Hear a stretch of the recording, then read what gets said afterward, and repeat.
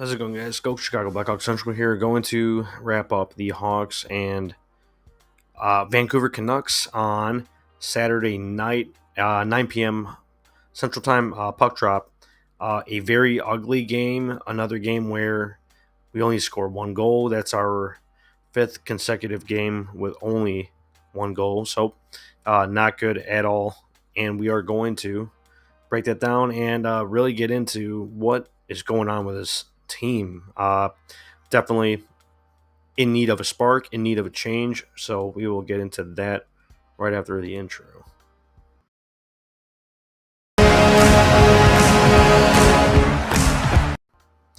Yeah, so just looking at the lineup going into yesterday, last night, right before warmups, I believe, or even in warmups, Seth Jones was not uh, taking part in warmups, so he was not good to go, and the Hawks placed him on IR. I believe it was um, an ankle injury that he suffered in the game before against the Kraken. Um, Shout out to Ben Pope from the Chicago Sun Times. I believe he posted the clip where he may have got hit in the ankle there.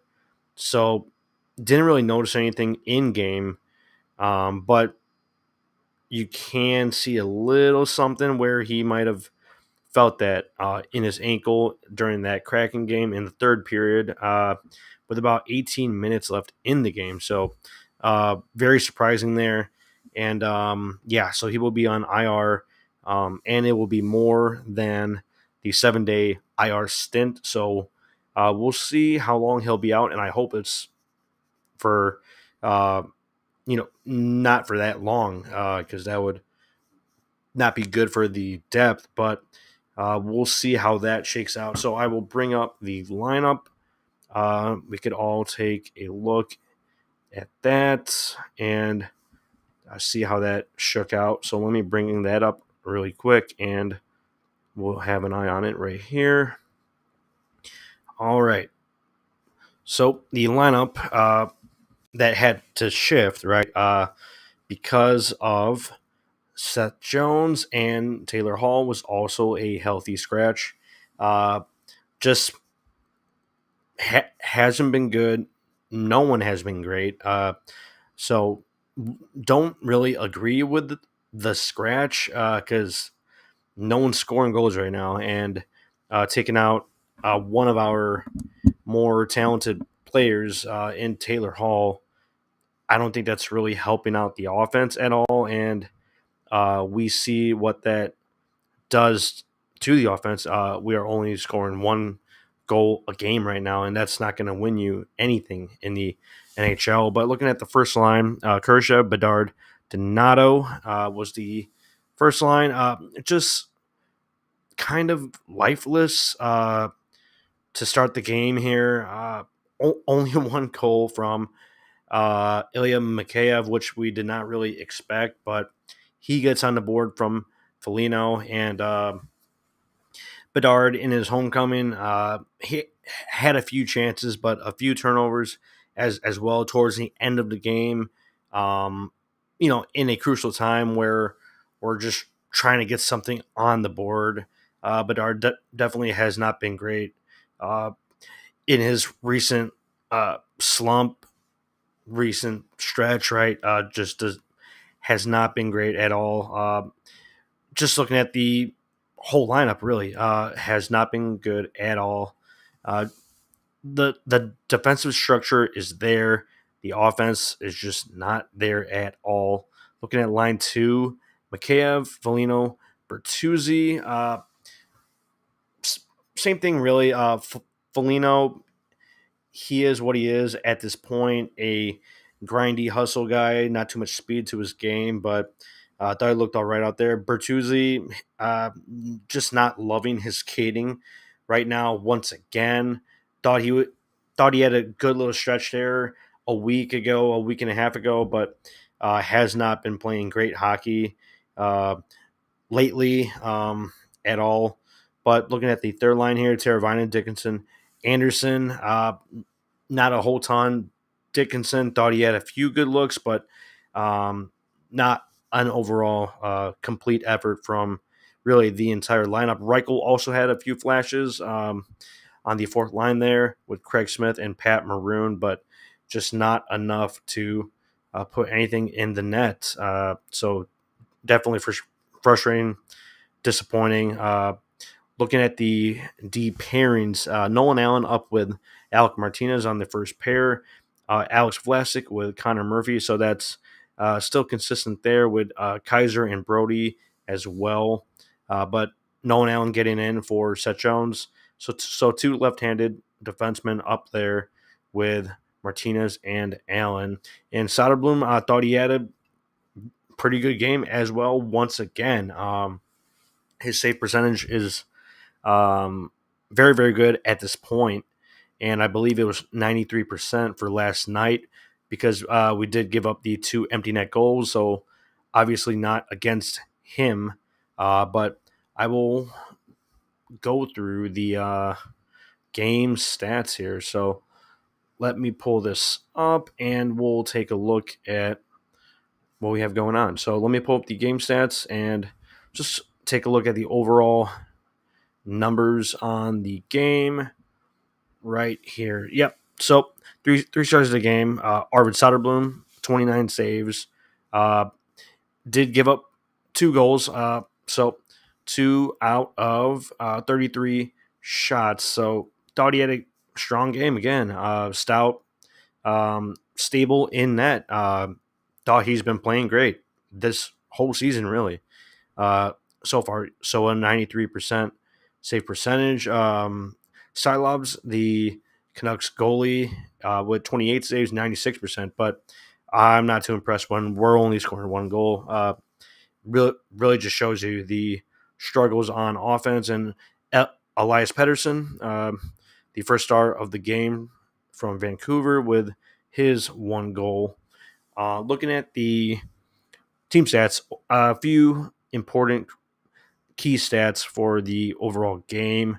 33 shots on net for the Canucks, 29 for the Hawks. So a decent number there, but the high danger chances are just not there. Not a lot down the middle or in close. It's just not good enough. 35 hits from the Canucks, so that's a bit surprising actually. Didn't really seem like that at first, but seeing that number, definitely a few rough hits in the corner. 14 hits for the Hawks, so a bit of a less physical game from us last game. Penalty minutes, 6 against the Canucks, 2 penalty minutes. So they are limiting time in the box, which is definitely helping them out as well. Looking at these face-off percentage, drop down once again, 62%, 62.7% for the Canucks and 37.3% for us. Just not good enough at all. We were ranging around 50 to 52% the last few games, but this is another plummet down to 37%, which is not good at all. But we did get on the board one time last night with Ilya Mikheyev from Nolan Allen and Nick Foligno, only his second assist. Nolan Allen's 4th assist, so cool to see that for Nolan. But can't really expect too much right now when we're scoring 1 goal a game. You're not going to win a game, and you can't get, super frustrated over the stats because it's 1 goal a game. Not good at all. But Elias Pettersson, he has a pretty nifty goal in the second period there, about 5 minutes in. And we go into the third period, actually just down that 1 goal, 2-1 score. And Jake DeBrusk completely forgot that he was there, but he assisted Kiefer Sherwood over to Eric Brandstrom on the back end. And I believe Brandstrom was also on waivers. He got released from the Senators, right? So funny to see that. And that's his second goal of the season from the back end. and he puts up the Canucks 2-1, and that was the last goal that Soderblom gave up because in the last 2 minutes, JT Miller gets the empty net goal from Hawks legend Pius Suter, and Teddy Bluger. I believe he went crazy on us the last Vancouver matchup. When was that? Was that last year? But Teddy Bluger just can't believe. I believe he went off another game. I just can't remember, or it might have been someone from the first Kraken matchup. But I don't know why it seems like it's Teddy Bluger. Danton Heinen over to Connor Garland, and then Teddy Bluger, empty net goal, 4-1 final score with about a minute and 4 seconds left. Just not a good enough overall effort, not a whole ton from the offense, even though we did have 29 shots, but the high danger chances were just not there. It's not going to cut it. And I believe we called for it before as well last night and pretty much today that Hawks need to make a spark with this lineup, whether it's a trade or a call up from Rockford, which we were pushing for Frank Nazar, which we also pointed out this morning. And we all saw the lineup for the Rockford Ice Hogs game today, which they lost to the Chicago Wolves in Rosemont. But Nazar was not in the lineup due to personal family reasons, according to Scott Powers here on X or Twitter. So we all thought that maybe we could see a Nazar call up, but seems like Frank is dealing with some family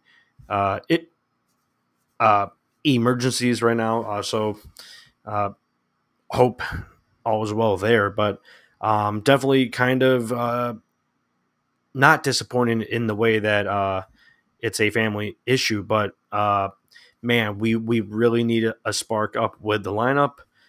Whether it's Colton Dock or Landon Slager gets a little shot here, even Korchinski for a stint it would be cool to see that. So definitely looking for a spark very, very soon, whether it's a call up or maybe a move from Kyle Davidson. So just looking forward to that. But Hawks and Ducks are matching up on Tuesday night. And let me double check the time of that puck drop on Tuesday against the Ducks.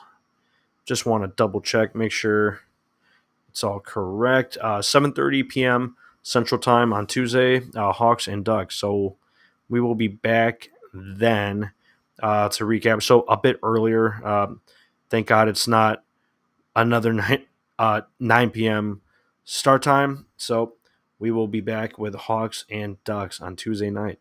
We'll see you then. Let's go Hawks.